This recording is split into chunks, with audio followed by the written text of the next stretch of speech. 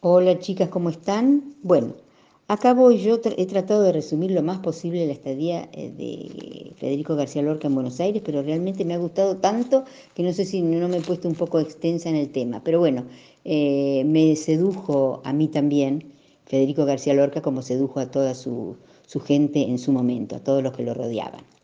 Bueno, Federico García Lorca llega a Buenos Aires en el momento en que luego se va a denominar la década infame. O sea, es un momento en que caracterizado por el fraude y la corrupción. También es el momento en que la oligarquía se beneficia, la oligarquía con su élite cultural, digamos, se beneficia realmente obscenamente y al mismo tiempo aparecen las primeras villas o asentamientos en Buenos Aires de los trabajadores y trabajadoras que por supuesto estaban en la otra punta de la escala social y laboral, y es cuando comienzan los asentamientos de villas en Buenos Aires. En el mismo momento se legaliza la tortura y se persigue a los opositores a través de la sección especial contra el comunismo de la Policía Federal. Miles de trabajadores pasan por ese periodo de tortura. A pesar de todo esto, la Argentina estaba en un buen momento, justamente entre las dos guerras. Y por supuesto lo que le muestran a Federico es la Buenos Aires cultural y social de la élite de esa ciudad. Llega a Buenos Aires el 13 de octubre de 1933, en la madrugada, en el transatlántico Ponte Grande, que casualmente es un hermano del Titanic. Es su tercer viaje a América y el primero al Río de la Plata. Los otros dos viajes fueron en 1929 a Nueva York y en 1930 a La Habana. Realmente la idea era de venir por poco tiempo, dar algunas entrevistas y quedarse para acompañar, digamos, el éxito que está teniendo su teatro en Buenos Aires con el reestreno de Bodas de Sangre y el estreno americano de La Zapatera Prodigiosa.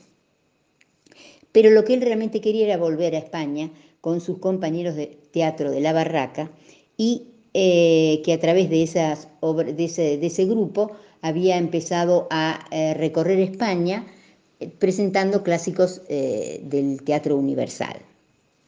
Él extrañaba mucho a España y comentan en otros comentarios que he leído que extrañaba mucho a su mamá. Evidentemente tenía un lazo afectuoso muy grande con su madre. Él tenía miedo de que se enfermara cuando él no estuviera y que bueno, cuando llegara la encontrara mal. Eso lo comentaba bastante seguido.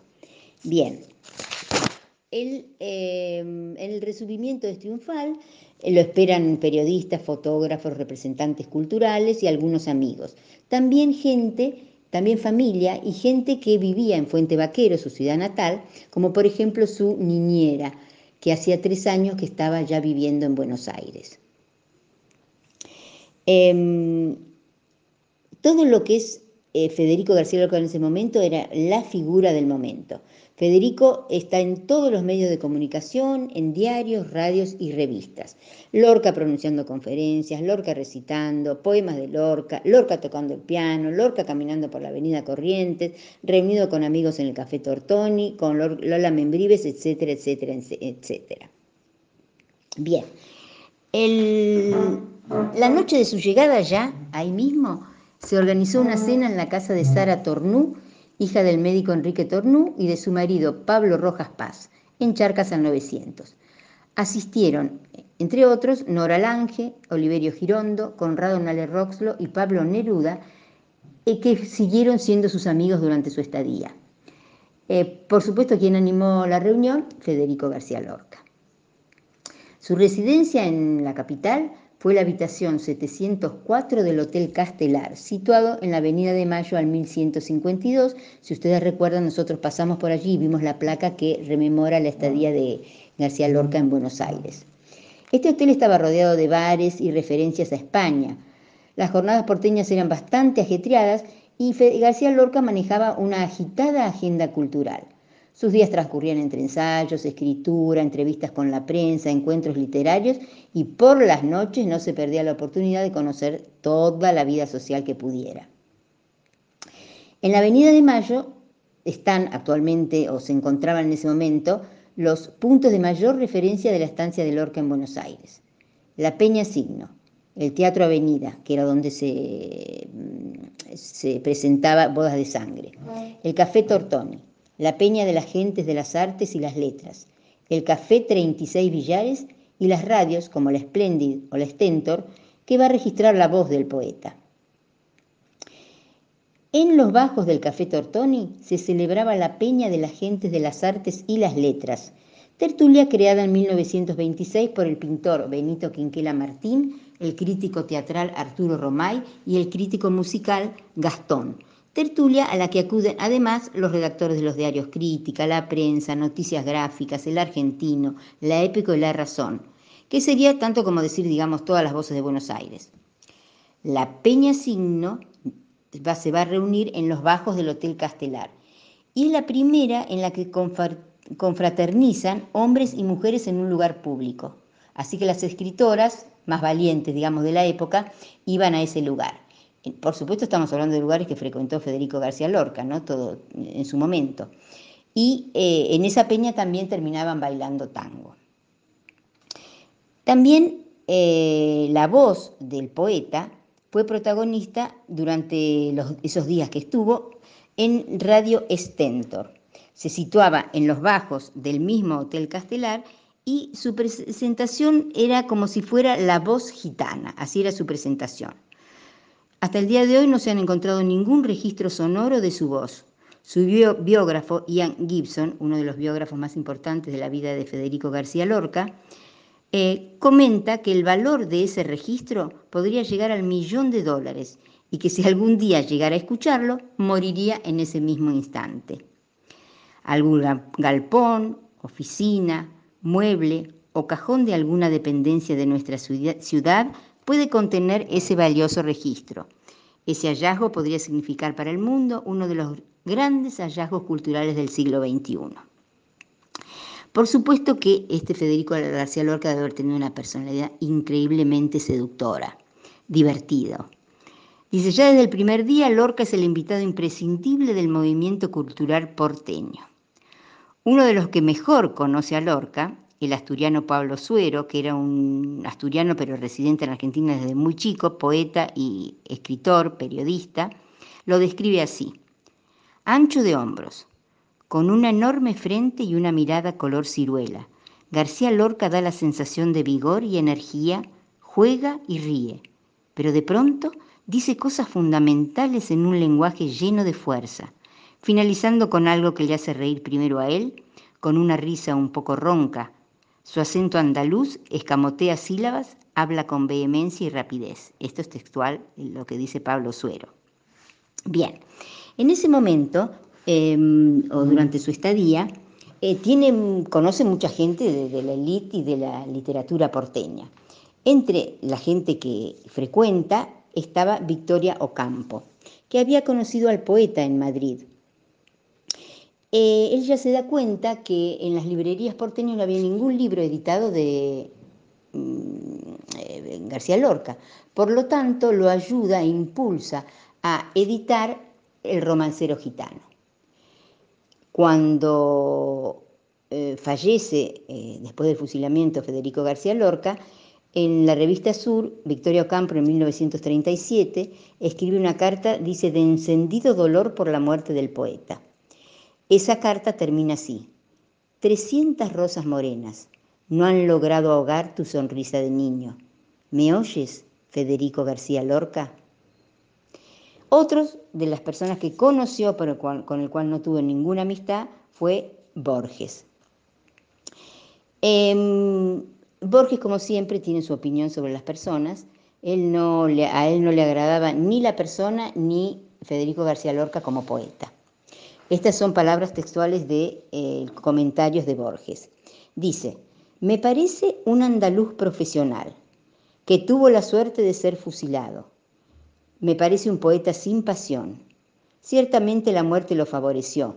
Solo sirvió para que Machado escribiera un poema admirable. Después ustedes juzgarán. También conoció a Carlos Gardel. Se conocieron en la noche porteña.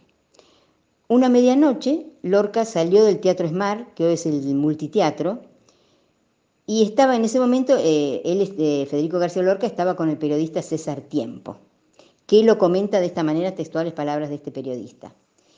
En Corrientes y Libertad, una sonrisa y dos brazos vinieron a nuestro encuentro.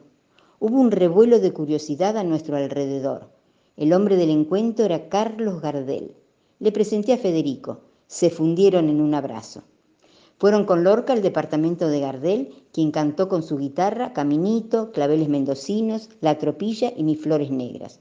También el andaluz tocó al piano canciones españolas.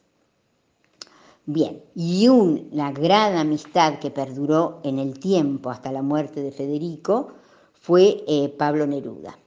Los dos poetas llegan a Buenos Aires en el año 1933. Neruda sería uno de los primeros nombres que Lorca conocería.